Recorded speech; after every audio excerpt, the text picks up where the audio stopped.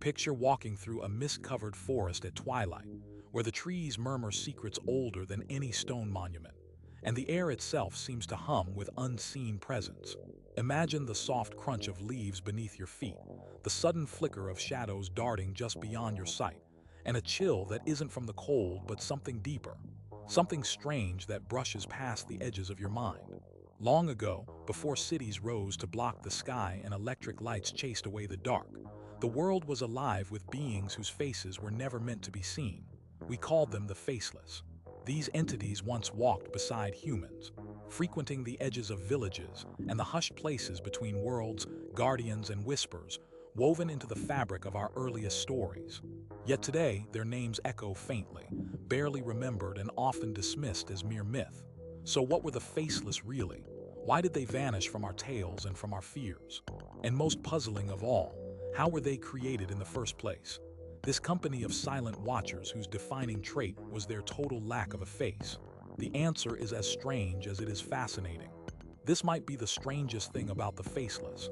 Despite their name, they were never born without faces. The stories begin, paradoxically, with faces so full of expression they could shatter the human soul. According to the oldest chronicles, such as those collected by the folklorist Catharine Briggs, in her extensive studies of British and Irish myth, the faceless were once beings with identities vibrant and utterly human-like. They had eyes that gleamed with wisdom, mouths that both cursed and blessed, and faces that reflected every emotion under the sun. But something happened, something that forced them to shed these human features, rendering them into haunting blank slates. Imagine, if you will, a time long before the first medieval village was founded. The world was not only wild, but also awake in ways we have long forgotten. The ancient forest was a labyrinth of spirits, and human communities depended on fragile balances maintained by rituals and stories. In this primeval world, the creatures we now call the faceless were actually custodians of secrets. Their original, terrifying faces were said to reveal absolute truths too potent and too dangerous for mortal eyes to bear. Tales from 12th century Wales describe an encounter with a faceless being, once magnificent but cursed, after revealing the hidden thoughts of a local lord. The villagers said that seeing its face was like staring directly into the heart of fate and madness. It was so overwhelming, so devastating that the creature chose, or was forced to erase its expression, effectively wiping its face clean like a blank parchment. In doing so, it became faceless, a living void, a presence defined by absence. Here lies a paradox that folklore hides in plain sight. Facelessness was not a punishment but a form of mercy for both the watchers and the watched. Without a face, the faceless could move among humans unnoticed, not as strangers but as silent guardians. They became the original nature's version of security cameras, always observing, never intervening outright but protecting the delicate balance between the seen and unseen. This transformation from expressive spirits into blank silhouettes is documented in fragments of Old Norse sagas, where similar figures, referred to as maskless shadows, functioned as watchers over the sacred groves. Their lack of face made them inscrutable, impossible to charm or deceive. But the creation of the faceless was more than mystical, it was deeply symbolic. Their facelessness represented the idea that some truths are too complex or too dangerous for direct confrontation. In the oldie world, a face was not just an identity but a threshold to the soul. To lose one's face was, therefore, to transmute identity itself. Folklorists have long wondered if the faceless were an early cultural metaphor for the struggle to hide despair, anger, or knowledge too heavy for words, something we might recognize today as a kind of psychological invisibility. They were, in a way, the ancient embodiment of all those times when humans chose silence over conflict, when secrets were protected by absence rather than confession. This should be no surprise when we consider the cultural context. In medieval Europe and many other early societies, visible expression carried immense power. Facial gestures communicated social standing, trustworthiness, even magic. Masks were worn in rituals to invoke or repel spirits, but a mask is always a face disguised. The faceless had no mask, they had nothing at all to show. Their blankness was a statement both of denial and of protection, a withdrawal from the relentless gaze of human curiosity and conflict. In Japan, Stories from the Edo period speak of the nameless travelers, spirits who wandered the roads with cloaks pulled tight, their faces hidden. These were figures who bridged the living and dead, their facelessness a sign of their liminal existence. They embodied the same principle. Some roles demand anonymity to perform sacred duties. What these tales really reveal is the human need to personify those parts of reality we cannot fully grasp or express.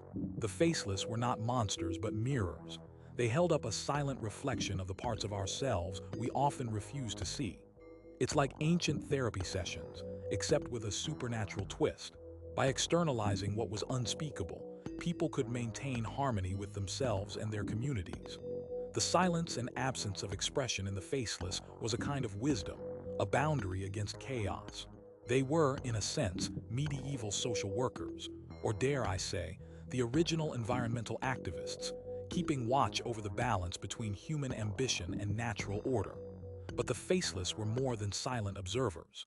Their stories often tell us that beneath the blankness lay intense longing and pain. One haunting folktale from the Scottish Highlands, recorded in the 19th century by folklorist John Francis Campbell, recounts how a young woman named Fiona encounters a faceless figure at the edge of a misty lake.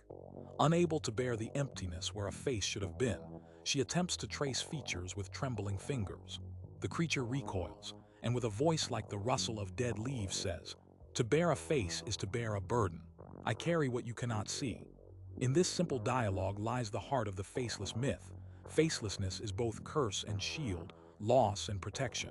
The creature's voiceless expression is a testimony to unseen suffering, a reminder that true empathy sometimes requires looking beyond appearances.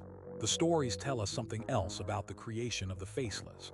How they came to be woven into human myth was not just accidental, but a shared necessity across many cultures. In parts of Eastern Europe, the Slavic Bezlikni were similar beings, spirits who vanished faces to remain impartial judges in human disputes, unable to be swayed by sympathy or bias. Their lack of face was essential for fairness, a symbol that judgment must be devoid of personal feeling. These myths persisted well into the early modern period, disappearing only as new legal systems and forms of governance eroded the communal frameworks that once depended on such figures. Yet the shift from reverence to forgetting happened not overnight. There are suggestions that the rise of rationalism and the Enlightenment's push towards scientific explanation dulled our collective imagination, leaving no room for the faceless watchers of old. As cities grew and social roles became more complex, the need for anonymous guardians diminished. Technology replaced myth, and in our modern age, security cameras and surveillance drones fill the role once held by the faceless, but without any of their mystery or empathy. The faceless entities faded into obsolescence and obscurity, becoming mere curiosities for folklorists and fantasy writers. But beneath this behavior lay something deeper, an ancient reckoning with anonymity and identity, with what we choose to reveal and what we keep hidden. The faceless tell us that face, or identity, is not always a gift but sometimes a burden to be shed. They challenge us to reconsider our assumptions about presence. Is being seen the same as being known? Is having a face the same as having a soul? In a world obsessed with visibility and social media, their silent, blank existence is oddly prescient.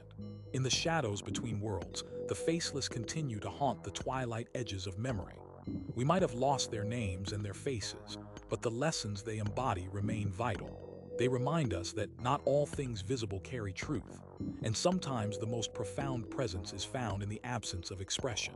To understand how the faceless were created is to glimpse the precarious dance between identity and anonymity, woven through human history. A dance we continue to learn from even today. And so, as you stand again at the border of that mist-shrouded forest, listen closely. Perhaps, just beyond the veil of sight, you might hear the faint brush of silence, the footfalls of those who once walked among us, faceless but never forgotten. But the faceless were more than just blank figures wandering the margins of the known world. They were vessels of unspoken truths and guardians of forbidden knowledge. To truly understand how these enigmatic beings were created, we must journey to the heart of one of the oldest surviving legends, found deep within the Celtic mists of Ireland. This tale has been preserved thanks to the painstaking work of folklorists like Lady Augusta Gregory and W.B. Yeats, who collected stories spoken aloud around flickering hearths. The story tells of a mysterious druid named Callan, who possessed the rare ability to peer beyond the veil of the everyday. A seer who glimpsed not just past and future, but the very essence of souls. It was he who first encountered an ancient spirit, whose face was so radiant with the reflection of the world's hidden sorrows and joys that it shattered the minds of those who beheld it. Callan's story echoes through the ages. When the druid dared to meet the spirit's gaze, a flood of unbearable truths overwhelmed him. His pupils burned with visions, and his heart ached with the weight of knowing too much.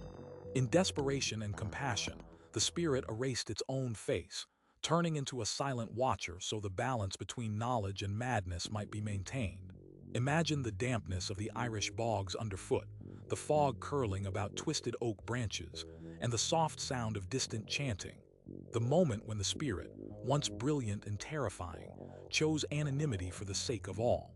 This moment of transformation was not just about concealment, but a profound act of mercy, both to the spirit and to the human world teetering on the edge of comprehension. This reveals something deeper about the faceless. They were created in the fragile interface between knowing and unknowing. Like ancient therapy sessions, these entities externalized the unbearable weights of existence that people could not carry alone. In the medieval imagination, the human face was a sacred threshold, a living map of the soul's battles, joys, and deceptions. To erase one's face was, paradoxically, to protect the self from dissolution, a desperate boundary drawn in the sand between identity and oblivion. Across cultures, this concept ripples with subtle variations. Consider the nameless travelers of Edo period Japan, ghostly figures wrapped in cloaks, faces hidden, wandering the crossroads with no past or future, embodying liminality itself. Their facelessness was a necessary barrier, allowing them to move unseen between worlds without becoming lost. Or take the Bezlikni spirits of Slavic folklore, whose blank visages enabled them to dispense impartial justice, free from human passions, reminding us that sometimes fairness requires becoming a surface upon which no story is written. These stories collectively weave a tapestry of why facelessness was not erasure but transformation. It was a shield against chaos, an emblem of necessary silence between worlds. But there is another piece of the puzzle hidden in the fading echoes of history, the shifting tides of belief that turned the faceless from revered wardens to forgotten legends. In the bleak winters of 17th century Scandinavia, recorded by historians tracking the decline of pagan customs, the maskless shadows were once called forth in secret rituals, their faceless forms lingering at the boundaries of sacred groves. Yet as Christianity spread, with its emphasis on personal salvation and divine visibility, the very concept of anonymous spirits guarding natural cycles came under suspicion or outright repression. Similarly, in Western Europe, the rise of the Enlightenment and rational science ushered in an era where mysterious faceless guardians yielded to the cold logic of laws and bureaucracies. The very silence that was once protective became dangerous. Facelessness equated to invisibility in dangerous ways, and myth receded before the bright glare of progress. We lost the gentle watchers, the ancient environmental activists of their age, replaced by impersonal systems and surveillance devices that operate without empathy or wisdom. Where once the faceless reminded us to respect the unseen balances of the world, now we struggle to remember what it means to live with humility before the mysteries of nature. Yet beneath this shift lies a subtle truth that folklore daringly reveals. The faceless ask us to question the price of identity in a world obsessed with visibility. In today's hyperconnected age, where social media demands constant exposure and individual branding, the idea of losing one's face, of choosing facelessness, is almost revolutionary. Facelessness, in the ancient sense, was not loss but retreat for preservation, a tactical withdrawal from the consuming gaze of the world. The faceless embody a paradox still relevant. To be seen is not always to be known. To have a face is not always to carry truth. Psychological studies echo this ancient wisdom, illustrating how humans often present curated faces to conceal pain, fear, or knowledge too heavy to share. These ancient entities externalize that invisible burden, offering a mirror to the facets of ourselves we hide. Like medieval social workers, the faceless maintained the fragile social fabrics by honoring silence when words would destroy. The stories tell us something else about why facelessness still haunts the human imagination: a yearning for escape from the chaos of identity, a longing for environments where one can simply exist without performance or recognition. In the swirling mists of the Scottish Highlands, the tale of Fiona and the lake-bound faceless offers a glimpse of this yearning. When Fiona reaches out to touch the void where a face should be, the creature's whispered voice reveals the cost of visibility. To bear a face is to bear a burden. I carry what you cannot see. The story continues that Fiona, moved by compassion rather than fear, learns that silence can be a form of empathy, a shared understanding beyond words. The damp chill of the Highlands evening, the soft ripple of the lake, and the stillness of that encounter evoke a sacred space where identity dissolves yet connection deepens. This tale advises us to look beyond appearances in our own lives, to recognize the unseen struggles of those around us, and to honor the spaces where silence speaks louder than face. But why were the faceless created in the first place? And why did cultures across time and geography arrive at similar symbols of facelessness? What these tales really reveal is a universal human struggle to comprehend the unknown, to anchor reality in forms that are at once present and absent. The faceless were invented as metaphors for those profound moments when human consciousness confronts mystery too vast for words. They stand at the crucial threshold of understanding, embodying the tension between revealing and concealing. In this way, they are ancient ancestors to modern concepts of anonymity, boundaries, and psychological resilience. Imagine now how the faceless fit into the ritual landscapes of early societies. Anthropologists like Mircea Eliade have argued that masks and faces were potent symbols connecting humans to the sacred. Yet the faceless represent an inversion of that power. Where a mask declares identity and intent, facelessness denies all interpretation, becoming a void that both protects and unsettles. In some Native American traditions, blank-faced figures appear in cave paintings as spirits of the unknown or the unformed, representing the raw material of creation before identity is bestowed. This idea is echoed in ancient Mesopotamian myths, where the primordial chaos is faceless, awaiting the first breath of life to shape form and meaning. The faceless carry this symbolism as living paradoxes, voids full of potential, beings who carry the weight of nothingness so others might flourish. Yet the more we consider them, the more the faceless challenge our modern assumptions about connection and presence. Around us, in our digital age, countless faces flood screens, each vying for recognition. Yet how often do we truly meet another's soul? Have we traded a real encounter with a faceless multitude, each hiding behind curated images? The ancient faceless, in their silence and anonymity, provoke us to ask, what happens when we release the pressures to perform identity? Can facelessness become a space of healing, where we drop the masks and find peace in being unknown, unjudged, simply human? The fading of the faceless from folklore is a loss not just of story, but of a way of relating to the world and each other. When we forget them, we lose sight of the wisdom in silence and the strength in withdrawal. We lose the recognition that some truths are so deep they resist expression, and some burdens so heavy they can only be carried in shadows. Yet traces linger, in dreams, in fleeting shadows at dusk, in moments of quiet empathy where words fail. These moments are invitations to reconnect with the ancient legacy of facelessness, to acknowledge the boundaries around knowledge and emotion that preserve sanity and harmony. As you stand once again on the threshold of that mist-wrapped forest, feel the whispers of the faceless stirring among the trees.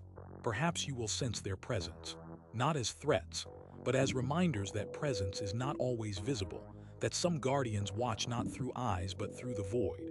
Their creation teaches us that the greatest protection sometimes comes through absence, that some connections transcend faces and names, and that silence can hold more meaning than any expression. In understanding how the faceless were made, we glimpse the enduring human journey toward balancing what we reveal with what we conceal, toward living with mystery rather than conquering it.